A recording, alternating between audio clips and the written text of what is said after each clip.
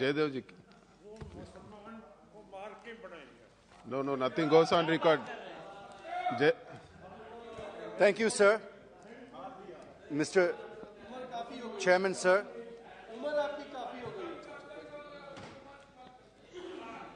Thank you, sir. Chairman, sir, I rise to support the additional expenditure the Honourable Finance Minister is seeking from the House through the first batch of supplementary demand for grants for 2022-23, and also the demands for excess grants for 2019-20. Sir, I will be brief and crisp since time given to me is very little. Sir, let me start with the issues of my state of Andhra Pradesh first. First is the issue that has been going on for the last 3 years, sir.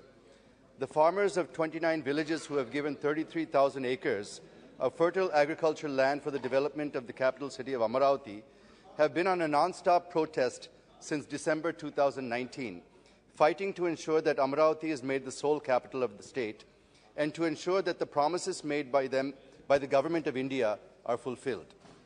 In a few days from now, that is on the 18th of December 2022, we are going to mark 3 years of protest. There has never before been such a long protest by farmers for their rights in the country, sir. I appeal to the Honourable Prime Minister, through the Honourable Finance Minister, to announce that Amaravati will remain the capital of AP. I also request her to provide the funds for the development of Amaravati, as all the development projects are at a standstill. Secondly, sir, I come to Polavaram, the lifeline of Andhra Pradesh, sir. The completion of the project will turn our state into a lush green state, full of crops, and also meet the drinking water requirements of the entire state.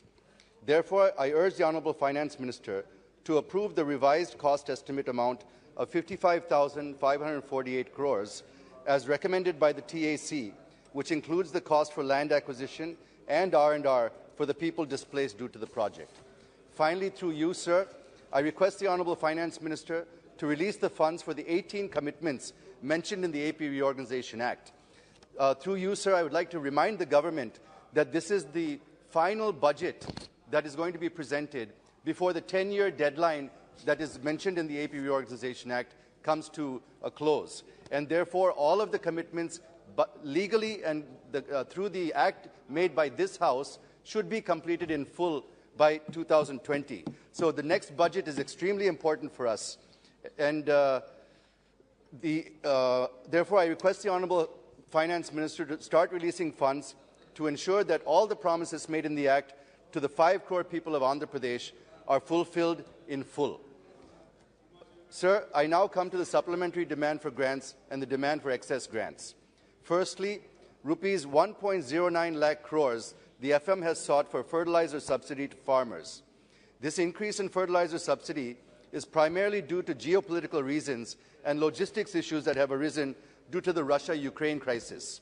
Both are major suppliers of fertilizer to India, and the war between them has disrupted the flow of fertilizers. This demand is also justified since it is meant for farmers. But here I wish to make a point that the Honourable Prime Minister, while inaugurating the Ramagundam Fertilizer Corporation, is on record saying that we need about 2.5 lakh crores for fertilizers. If you add the 1.05 lakh crores provision as fertilizer subsidy in the 22-23 budget, with the 1.09 lakh crores proposed now, it comes to about 2.14 lakh crores. So I would be grateful if the Honourable Minister can explain how she is going to fill the gap of around 36,000 crores, sir. The next demand is about the 30,000 crores towards payment of LPG subsidy to OMCs and the subsidy under the PM Ujjwala Yojana. This is also a welfare measure which nobody can oppose and hence justified. Sir, on the one hand, we have been pushing hard to make India Atmanirbhar, while on the other hand, we are not able to tap the resources that we have. I will give an example, sir. Andhra Pradesh, with nearly 1,000 kilometers of coastline, is having the second longest coastline in India. More than 27 billion cubic meters of natural gas reserves are yet to be recovered from inland and offshore sources in Andhra Pradesh. There are also reserves in Gujarat and the Northeast. The point is, if we are able to tap these resources, we can save huge foreign exchange and also achieve the objective of becoming Atmanirbhar. I am saying this because we import 60% of our LPG requirement from other countries. Moreover, some natural gas pipelines have also been conceived, such as the Kakinada to Vizag to Srikakulam, which was to be completed in June 2021, but not yet completed. Similarly, there was also a proposal to lay a natural gas pipeline from Kakinada to Vijayawada to Nellore as a part of the government's One Nation, One Gas Grid project. I request the Honourable Finance Minister to clear these from her ministry so that they can be completed as per the schedule, which will help in reducing our dependence on foreign countries, sir. The third major head under which the Honourable Finance Minister sought approval of this House is 16,400 crore for Narega. Well, this also cannot be objected to, since it is also a welfare measure and meant exclusively for the poor. But taking advantage of this opportunity, sir, I wish to make a couple of points on Narega. How long are we going to ask poor, unskilled labour to do manual, unskilled work, sir? Shri Narendra Modi ji, after becoming the Prime Minister, is on record saying that even after 6 decades of our independence, we are still making people dig in for their livelihood. Why cannot we provide them skills, sir, so that they can do other skilled jobs and earn even more?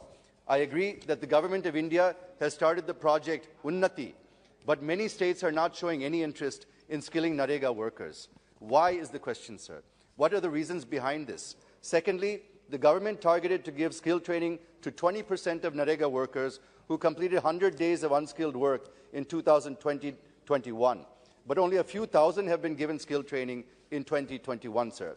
If there are any issues, I request the Honourable Finance Minister and the Rural Development Minister to convince the states for skilling Narega workers. And if there is any additional incentives to be paid to the workers, the Honourable FM can please consider it. Because in the long run, there will be less pressure on resources under Narega if we are able to skill our workforce and move them away into real jobs, sir, as they will get more money elsewhere using their newly acquired skills. I'm just 2 minutes, sir. The next point I wish to make is relating to the figure fixed in the budget about expenditure. It was proposed in the budget 2022-23 to spend 39.4 lakh crores when compared to 37.7 lakh crores in 21-22.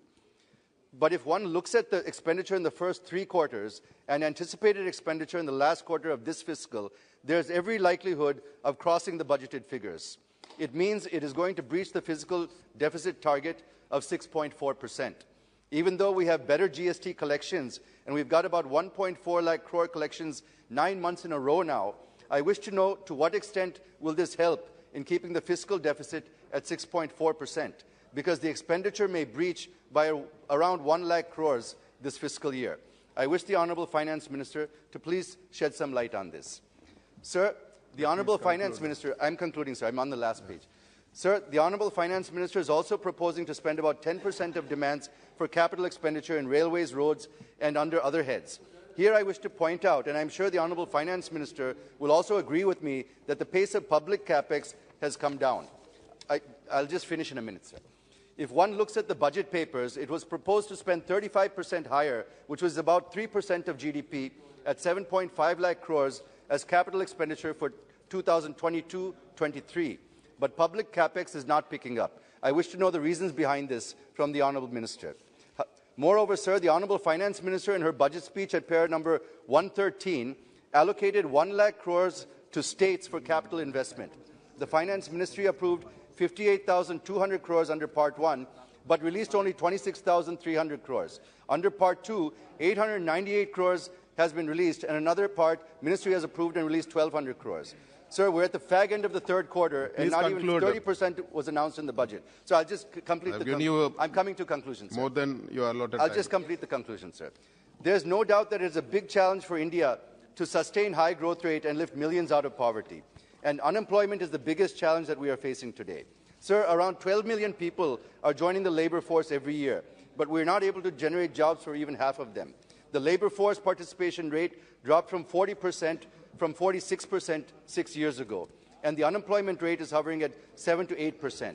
The point I wish to make is it is very rare to find GDP is going up while employment is dwindling.